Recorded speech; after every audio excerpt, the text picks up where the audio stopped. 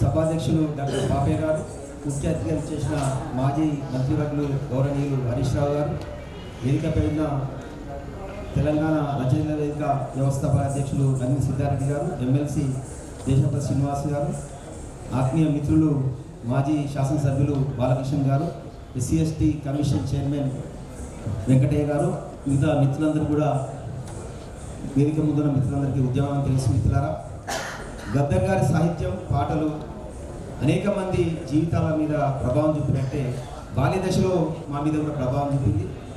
బహుశా 8వ తరగతిలో మేము పెద్ద శంకర్లో జాయిన్ అయినప్పుడు 1981లో ఇక్కడ జననాట్యం అనేది పుస్తకం తీసుకొచ్చి కొంతమంది మిత్రులు పాఠశాలకు వచ్చి పాటలు కూడా వాడడం జరిగింది.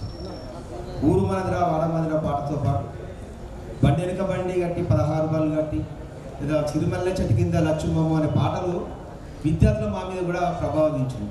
తర్వాత పెద్ద చెప్పాల నుంచి విడుదల పోయిన తర్వాత ఆ ఉద్యమాలకు సంబంధించిన విద్యార్థి సంఘాల ఉద్యమాలు కూడా ఆ పాట ద్వారా, గద్దర్ పాట ద్వారానే ప్రభావం చూపడం. దుబ్బాక జూనియర్ కాలేజ్ కూడా మా బక్వేంకట మా క్లాస్మేట్ దుబ్బాక జూనియర్ కాలేజ్ కూడా ప్రభావం. అంటే విద్యార్థి దశ నుంచే తన ప్రభావం, పాటల ప్రభావం మా మీద ఉండడం మూలంగా దాని వెనుక సాహిత్యం వెనుక చరిత్ర ఏందో తెలుసుకోవాల్సిన పరిస్థితి వచ్చింది. 1986లో మేము పార్వతీపురంలో హిందీ పని ట్రైనింగ్ చేసే సందర్భంగా కూడా ఆ కళాశాలలో సాయంత్రం పూట తెలంగాణ నుంచి వచ్చిన విద్యార్థులు పాటలు పాడాలని చెప్పేసి ఆ ప్రిన్సిపల్ గారు చెప్పడం, అక్కడ మా విద్యార్థి బృందం కూడా మన ప్రాంతం నుంచి విద్యార్థి బృందం తూప్రాన్ ముద్దుబీట పాటలు నేను చెప్పి పాడమని మా వాళ్ళందరూ కూడా పాడడం జరిగింది. అంటే అక్కడ పాటల ద్వారా అక్కడ ఉన్న సాహితీ మిత్రులు కలవడం, విద్యార్థి సంఘాల నాయకులు కలవడం కూడా జరిగింది. ఆ ప్రభావాలన్నీ కూడా మా మీద ఎందుకు పడ్డాయి అంటే ఈరోజు సంఘాలలో పనిచేసే క్రమంలో పాట ఒక చైతన్యానికి నిరూపణ అని చెప్పేసి గద్దరన్న పాట ద్వారా ఉద్యమాలు కొనసాగుతుందని చెప్పడానికి ఎక్కడ కూడా వెనక్కి ఉన్నారు. మిత్రులారా, ఈరోజు ఈ సమాజంలో తెలంగాణ సాయుధ పోరాటం నుంచి నేటి తెలంగాణ ఉద్యమం వరకు అనేక ఉద్యమాలలో గద్దర్ సాహిత్యం లేకుండా అసలు పాటనే లేదు.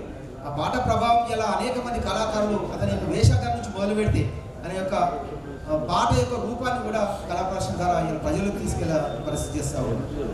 కానీ ఈరోజు నేను ఏమంటున్నానంటే పాట ద్వారా వచ్చిన సాహిత్యం పాట ద్వారా ప్రజలకు వెళ్ళింది. ఆ ప్రజల కోసం పనిచేసేవారు, ప్రజల కోసం మాట్లాడేవారు కూడా నిర్బంధాలు ఎదుర్కొంటున్నారు. అయినా గద్దర్ ఎన్నడూ కూడా వెనక్కి పోలేదు. ఈ సమాజంలో మార్పు కావాలి, సమాజంలో అసమానత కావాలని కోరుకున్న వ్యక్తిగా గద్దర్ గారిని చూడాలి. అనేక అనేక అంశాలు ఇక్కడ సామ్రాజ్యవాద వ్యతిరేక అంశాలు కావచ్చు, అమెరికా సామ్రాజ్యవాదాన్ని ఓడించే క్రమంలో కావచ్చు, నేడు జరుగుతున్న ఈ దేశంలో జరుగుతున్న కుల మత ప్రాంతాల వారిగా జరిగే అసమానతల పైన అనేక పాటలు రాసిన గద్దర్ గారికి మనం నివాళులు అర్పిస్తూనే భవిష్యత్తులో గద్దర్ వారసత్వం తీసుకోవడం అంటే నేటికి కూడా 70 ఏళ్ళ రాజ్యాంగాన్ని ఇలా భారతదేశంలో రాజ్యాంగాన్ని మాయం చేసే కథ జరుగుతూ ఉన్నారు. పార్లమెంటు కూడా ఇలా రాజ్యాంగాన్ని మార్చే ప్రయత్నం లేదా లౌకికవాదాన్ని తీసేసే ప్రయత్నం చేస్తూ ఉన్నారు. ఇలా ఉన్న కేంద్ర పాలక వర్గం ఏతుందో మొత్తాన్ని కూడా ఈ దేశాన్ని వైపు తీసుకునే ప్రయత్నం చేస్తూ ఉన్నది.